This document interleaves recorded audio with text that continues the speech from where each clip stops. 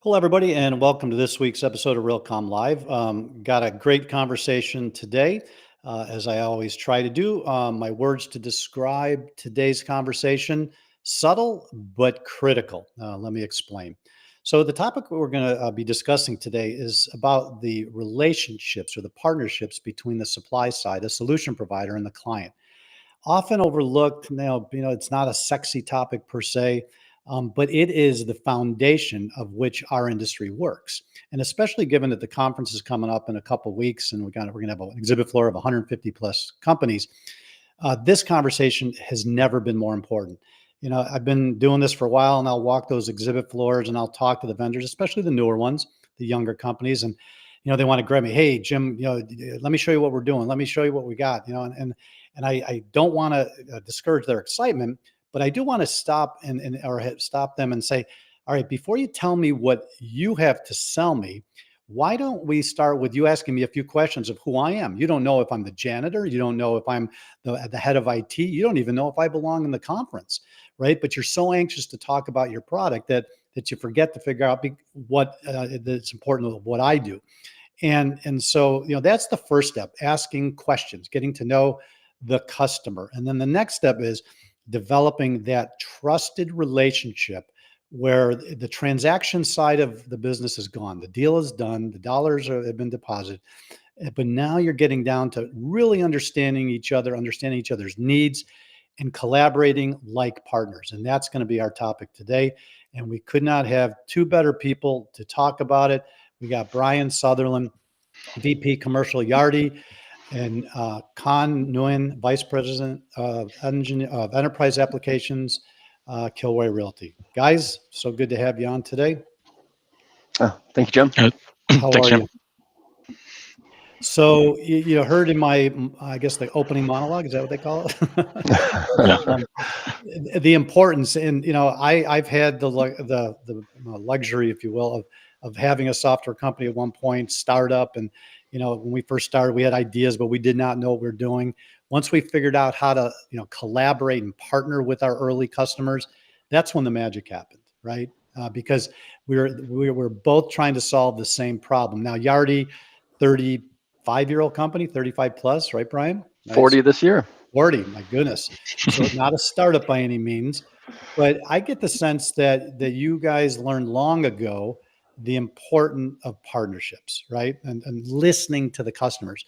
And Khanh, I understand the relationship you have with Yardi is 10 years strong, and you wouldn't have a 10-year relationship if something wasn't going right, and that partnership, was in place and working well. Pretty fair statement? Yeah, it's a fair statement. We've been with Yardi probably 10 plus years now. Okay. All right. So just to set some framework, Brian, why don't you give us a little bit of your background, personally and the company, a little more history on Yardi, and Khanh, you do the same. Yeah, absolutely. And Jim, thanks for having us today. Really appreciate it. I am based out of Santa Barbara. That is Yardi's head office. So about 700 or so folks out of our 10,000 or so employees are based out of Santa Barbara. Have been with Yardi now for 10 years, was self-employed for about 17 years with several internet startups prior to coming to Yardi.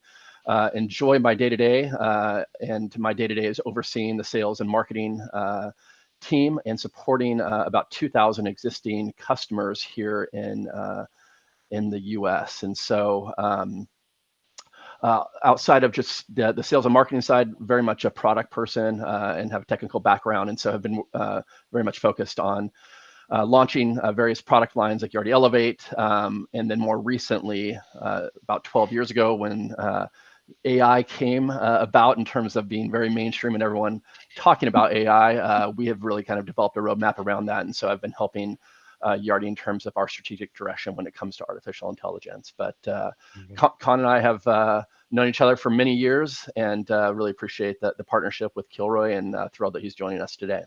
So Khanh, a little bit about your journey. Yeah, well, I guess a little background on Kilroy Realty. We're a public REIT. We're primarily focused on commercial office Class A.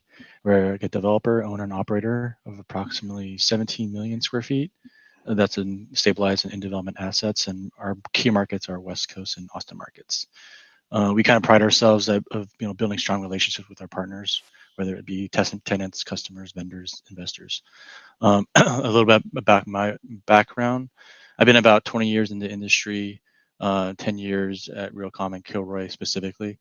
And on the, my responsibilities I oversee corporate IT enterprise application initiatives and system implementations, um, and our department budgets and funding, making sure we have a proper funding for those type of programs and projects. And then on the building technology side, kind of similar as well. We make sure that we oversee and have the proper funding and support and stakeholder sponsorship for our tech initiatives and programs that in our buildings as well.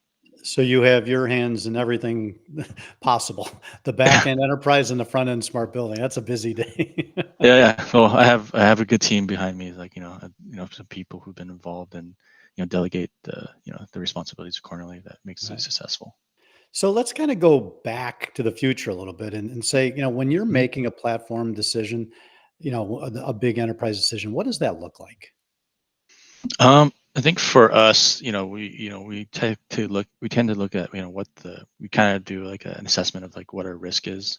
Hey, how is this going to either help us or hurt us? And, you have to also have to build a business case to say, hey, how is this going to help us either make things run more efficiently? How is it either going to help us retain tenants or get new tenants, or how is this going to help a potential acquisition in that sense? So, those are kind of the key kind of pillars, and maybe some things may fall in all buckets or some buckets, but we have to kind of make that assessment and business case, and then partner up with our internal business units to get buy-in from that teams. Get it over the finish line. Brian, I mean, you obviously deal with a lot of clients and prospects. Was there ever a time when you're in a meeting and the RFP's been issued and you're kind of down to the wire, and you get a sense where a prospect may not be a good fit for Yardi, that they don't have that collaborative spirit, that culture? I mean, have you ever run into a situation where you just said, this feels too transactional and not enough partner oriented? Yeah, 100%. And I wouldn't say it happens too often, but there's certainly cases. And our average customer has been with us for about 17 years. And when we enter an agreement with a customer, we really treat it as a long-term partnership, and we want to have that spirit when we go into it. If it's not a technical fit, that's one thing, and sometimes it may not be a cultural fit as well. And so, not to say we walk away from a lot of business, but I think it certainly does happen from time to time, and something that we evaluate. Yeah. We have a saying, a partnership ideally is 50-50, but at times it goes 60-40 and 40-60, depending upon circumstances. Every once in a while, it may get to 70-30 in emergency situations. But if it gets to 80-20, it's probably not a partnership. Yeah. But that means constant communication, give and take, right? And I think constantly talking to each other and understanding where each other is. Whether it's a new upgrade of a release, or problems that the client's having, with presenting information to, say, executive leadership, and the software may not be doing what it needs to. It's all about communications, Yeah. both directions. Yeah. So Khanh, you had mentioned, that you talk to the business units a lot, and we hear that a lot, obviously, and we've been Mhm. pushing for that since day one of Realcomm, that these IT decisions need to be in boardrooms and executive leadership offices, because they aren't tactical, they're strategic. Tell us Yep. about the relationship between you and the business at Kilroy. Um, we we have like a steering committee here at Kilroy, and that's representative of kind of IT, of course, and then as part of that steering committee, we have operations, administration, accounting, asset management, and if there's like other business units that may be affected, we may pull them in. And then essentially that committee is made up of high level executive management, and then from there we kind of discuss potential, like, hey, what, and try to prioritize, hey, how is this going to benefit us, or how is it going to affect us? And then it's that way, it's a collaborative approach to understanding everybody's perspective in that committee. And then once we kind of have discussions on that, then okay, we want to prioritize, hey, what is our resource allocation? Do we have the bandwidth to actually embark on some of these implementations or initiatives? Because we might have 5 other things that might be going on, and if there's something that comes from left field, we also have to be flexible enough to be able to accommodate that as well. Yeah. Um, Yeah, that prioritization process, to me, that's the foundation, because Yeah. You could have 100 great ideas, but you can't do 100. You can do Yeah. 10. Yeah. What is the process to pick those 10? If you get that wrong, probably pretty good chance your strategy is going to fail. Yeah. Yeah. Yeah. We have that's a challenge that we face to try to prioritize. And what we did was we established a project management office, and then to help kind of inventory all the requests and problems and issues people are having, and the enhancement they want. And then from there, we kind of bubble it up, and then talk to and then the executive team would go in and kind of score and weigh what's the effort, what's the impact, and we try to do like a scoring matrix framework for that. And then from there, that makes you try to kind of quantify which ones makes the most sense to try to embark on. Brian, there's a saying in the software industry that typically any given client in any industry on any platform only uses 20% of the functionality, right? Yeah. But there are obviously clients who push the envelope and do 50, 60, 70, 80% of the functionality. Do you find that when senior leadership is involved and engaged with IT, and the business and IT are aligned, they push you more, they take more up from the Yardi platform just because there is a good relationship with the client inside the client's organization between IT and leadership? Oh, certainly. Yeah. And I think the leadership wants to ensure that their investment is being utilized. And so we do what we call health checks, which just actually shows the utilization of the platform. The Yardi platform is quite extensive, but really showing where there's other opportunities for what they already own, right? And I think when you get leadership in the room, they're kind of shoulder tapping the IT department or the accounting department. Why aren't we doing this? And would this, reduce headcount? Would this, be a time savings for us? And so I think it's critical to bring the business in, to have the executives in, to the relationship, but also before a project is entered, because if you don't have that, the partner or the project is likely to go sideways. And so I would say it's mission critical. Yeah, any of the projects I've ever been involved in that were the most successful, whether on the enterprise side or the smart building side, when executive leadership was truly engaged and not just giving it lip service, when they were truly engaged, much higher probability for success Yeah. in the project. So, all right, guys, we're going to take a brief break here from one of our sponsors. And when we come back, I got a couple more questions for you.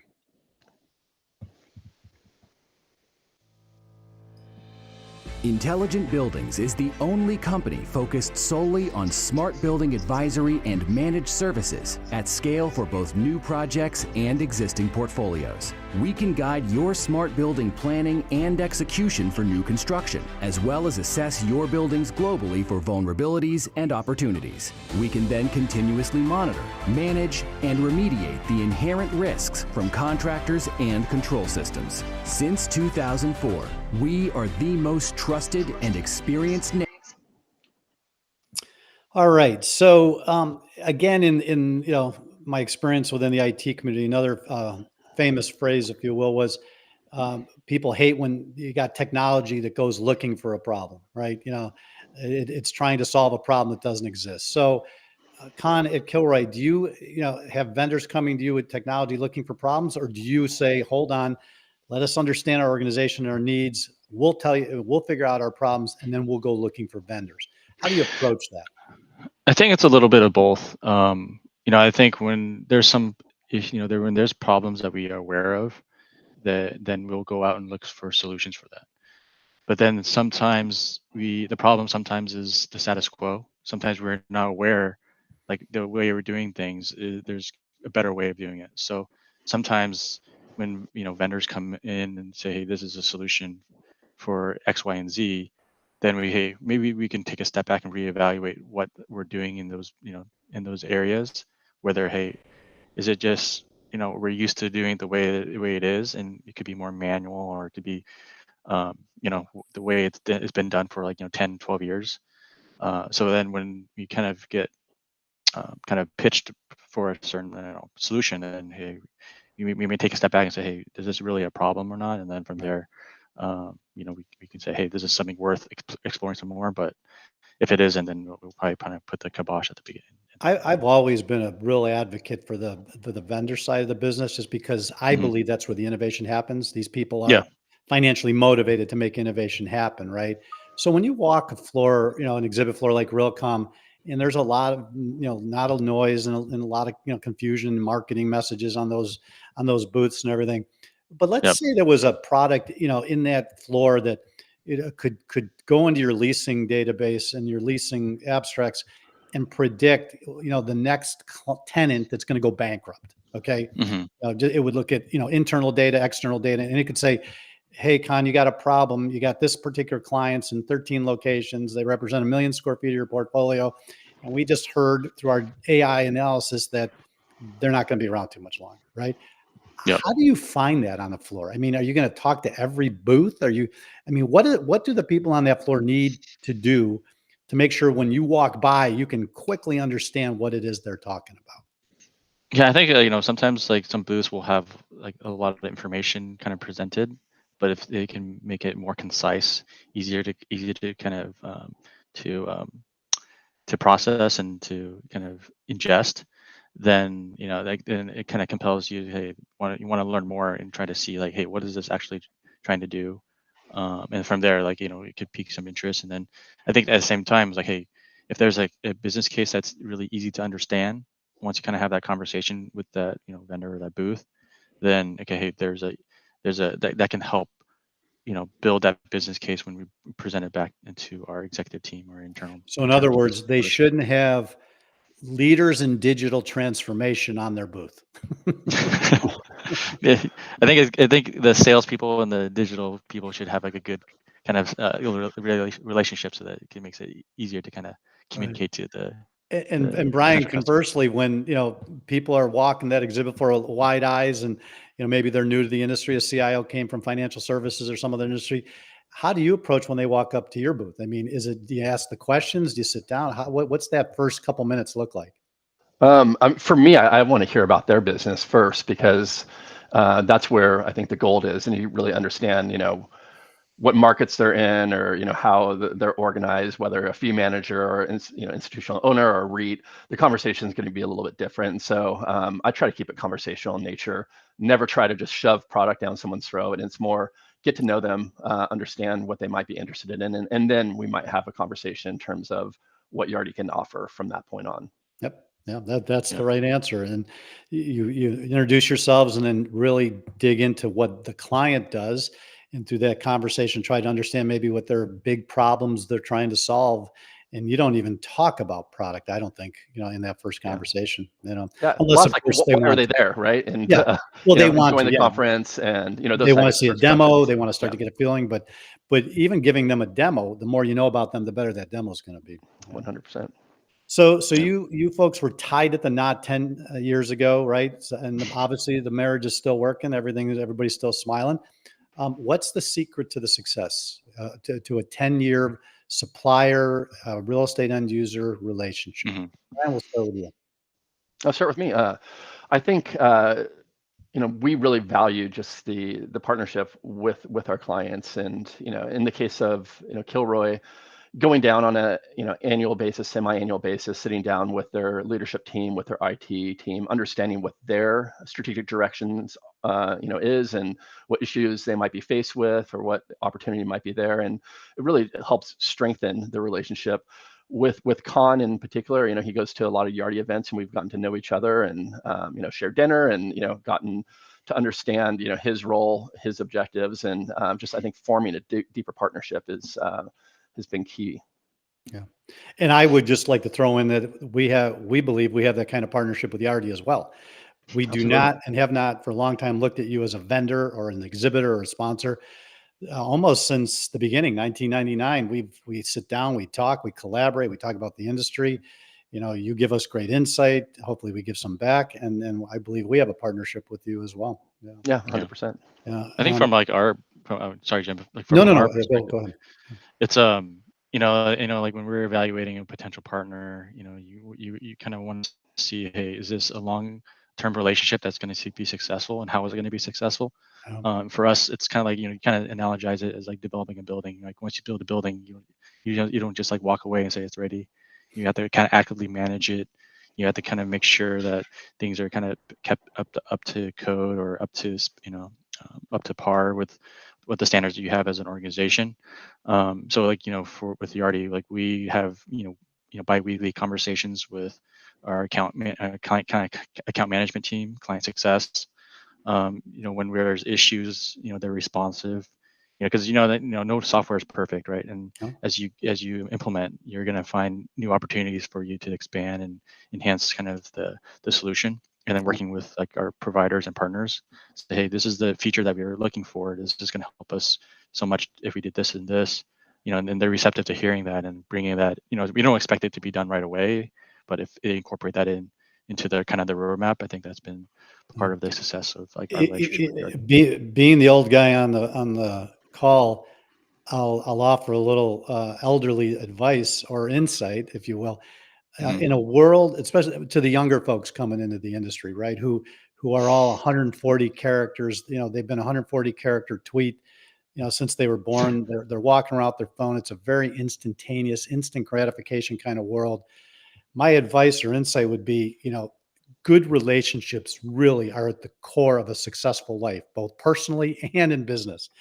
And if you want to be successful for the long term, don't just, turn over a relationship every 12, 18 months, look for the best software platform the money can buy, and then, move on to the next one, the buzz or the features change. The relationship that the two of you are showing today is what works. And I just hope the message out there is, to the younger folks coming into the industry, is take the time to get to know, whether you're on the real estate side or on the vendor side, get to know each other, get to know each other's problems, needs, help each other achieve the same goal, and success will come. So any final thoughts, Brian? No, I would just echo what you mentioned about strengthening partnerships and the importance of it. And we value our relationship with Realcomm, and we value our relationship with our 10,000 plus customers. And I think I love the analogy of the personal side of relationships and the importance in the professional side. And so I think if we all work in that spirit, we're going to have long-term partnerships. Good success. Yeah. Khanh, final thoughts? Oh yeah, like with any help with a healthy relationship, whether it's with your spouse or friends or vendors, I think kind of taking those same type of like principles where it takes effort. You're gonna have to kind of put your energy in, and I think it's ideally it's 50-50, but sometimes it's a little bit more on one side or the other depending on what the relationship is. But as long as there's like kind of like open lines of communications, and when there is issues, be able to resolve them. And address them. I think that's the key. Now, the philosophical takeaway hearing you guys talk is don't take your partners for granted in any situation. Yeah, absolutely. Guys, great conversation. I hope people, more people listen to this. It's foundational. It's fundamental. It's often overlooked. And you can have the best widget in the world, but if you don't have organizations that can work together to implement that widget, it's not going to work. So for sure. Hats off to you both. Enjoy working with both your organizations. And I think I'm going to see you in a couple of weeks. Sounds good. See you for a couple weeks. All right. See you, Jim. See you, Brian. Have a great day. Thanks again. All right. See you guys. Bye. All right. A lot of time we talk about technology and services and hardware and software and platforms and smart buildings. Today, we talked about people and relationships. And like I said, that's the key. If you don't have good relationships and good organizations that work, collaborate well together, it's not going to work. So with that, let's bring on Mr. Berger and talk about the news. I guess that's a conversation you're pretty familiar with, right? I've been digging into it a bit. Yeah, but that I got to tell you, that was a great conversation. Yeah. With Khanh and Brian, and I think you're right. You just can't impress enough the value of relationships and building those relationships, maintaining them. And understanding the value, not only in business, but in life. In life, yeah. Well, and I mean, I've watched you, obviously, over the last 25 years, travel the world representing us, building relationships in Sydney and London. And if there's anybody who understands the value of a relationship, I think it's you. Yeah, and you've built a network of folks literally globally that make up our Realcomm and IBCon community. And so, yeah, I thought you'd get a kick out of that conversation and fully understand it. So. Yeah, no, it drives me. That's what makes this job enjoy. That's where I get the most joy out of. Yeah, very good. All right, let me get out of your way, and I'll be back when you're done. Very good. So moving on to the news, here's a couple of stories from Thursday morning's weekly briefings.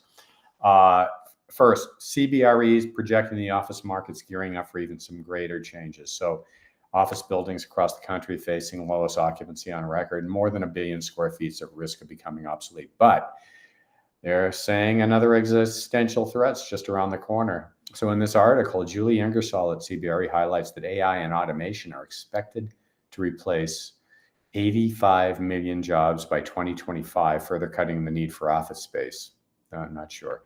And writes that cities focused on tech and government jobs will probably be hit the hardest, while those with varied economies might fare better. To adapt, of course, we can convert empty office buildings into housing or other uses, and public-private partnerships are going to be the key in the transformation. We've seen some examples of this with some successful mall redevelopments. Hopefully, this is going to be a slow transformation. I hope she's wrong to a great degree. But the market's going to need to stay flexible and respond to all of these shifts. Next, BrainBox acquires Turntide Technologies. So BrainBox AI has been a pioneer in autonomous and generative AI building technology. And yesterday they announced the acquisition of Turntide Technology, who makes intelligent, sustainable motor systems for the commercial building, agriculture, and transportation sectors. So founded back, this is some years ago, I think about 10 years ago, as Software Motor Corporation. They made high-efficiency intelligent motors that use switched reluctance motor technology that yields real high power density, extreme efficiency, and reduces energy consumption, get this, from 29 to 71%, according to a 2019 certification by National Renewable Energy Lab, NREL. This purchase will expand BrainBox AI offerings to include some new and I think very interesting building management features. Next, a new milestone in warehouse technology has been achieved as 5G millimeter wave drones pass proof of concept.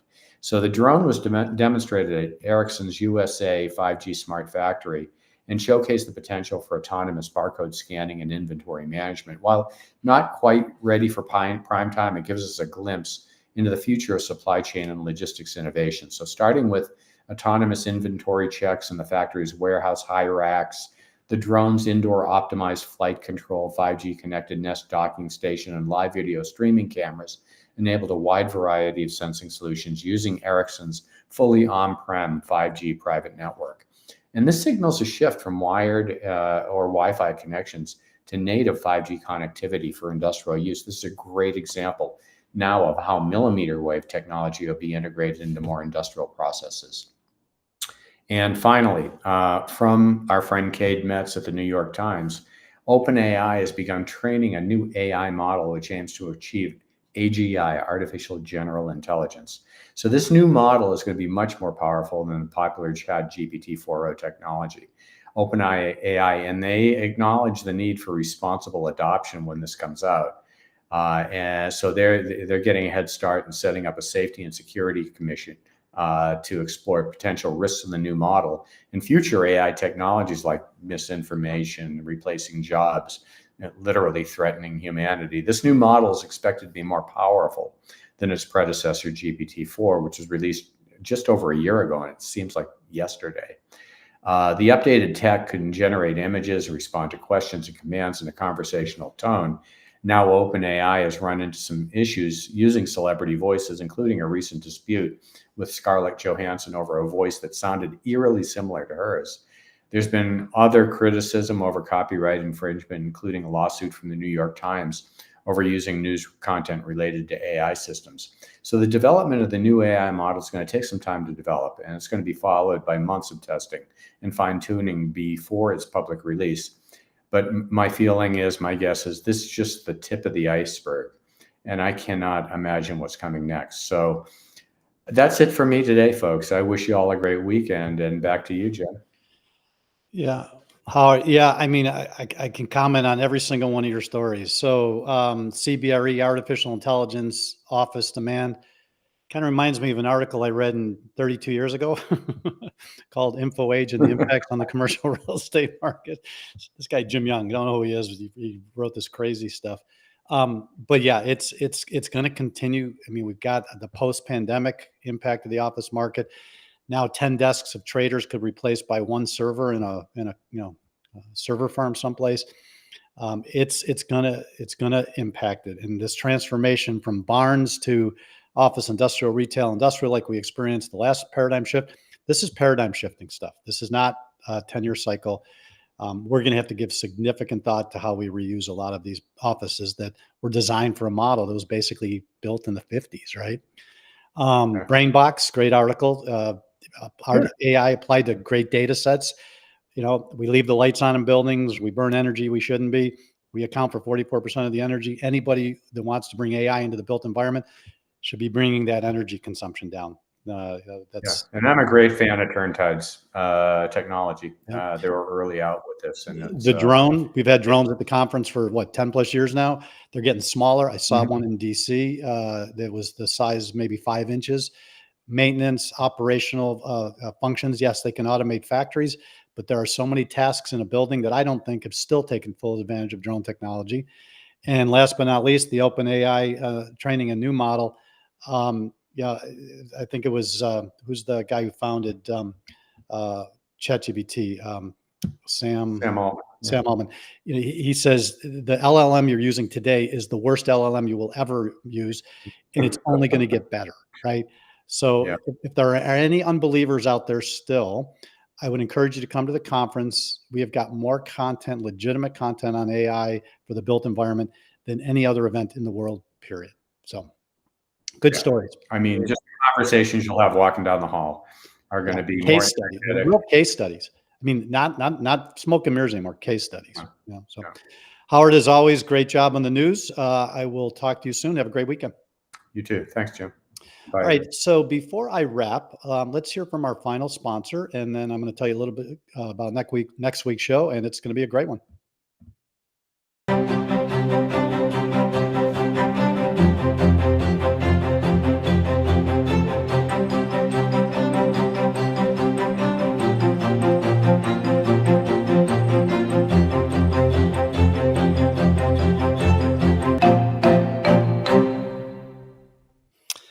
All right, so next week's show, oh boy, this one brings back some really good memories. 15 plus years ago, a guy named Larry Melton walks into Realcomm. He was with GSA PBS. He was in charge of all the facility management for GSA's portfolio. And Larry walks in and says he was told by his CIO from GSA that he needed to go to Realcomm. And he walks on the floor and he says, what is this facilities guy doing at a real estate IT conference? And lucky enough, we got him introduced to Mr. Berger, who you just saw on screen. And Howard walked him around the exhibit floor a little bit, explained what we were doing, introduced him to a couple key people. And so the GSA PBS smart building journey begins. And Larry took them through some of the early smart building projects. And this week or next week, we are going to be able to see 15 years later, 15 plus, where that journey sits today. And we got some massive announcements coming out of GSA PBS at the conference. And Anna Ralston, who's now the Director of Facility Technology and Innovation for GSA, and Rob Murchison, Principal of Intelligent Buildings. Rob was one of those people who Howard introduced Larry Melton to. So Rob's been on this journey for 15 plus years. And Anna, I think, took it over, feels like about 7, 8, maybe 9 years ago, and has done just an incredible job. It makes me think of a relay team, 4 runners all doing their part. And Anna's now the one most recently with the baton. And when you hear these announcements at the conference, you are going to see that the smart, connected, interoperable business or buildings world is continuing down a very good path for GSA PBS. So excited about that show. I'm going to bring up some old memories, but more importantly, we're going to talk about what the next chapter at GSA is. So with that, look forward to seeing you all next week. Thank you. Have a great weekend, and you be well.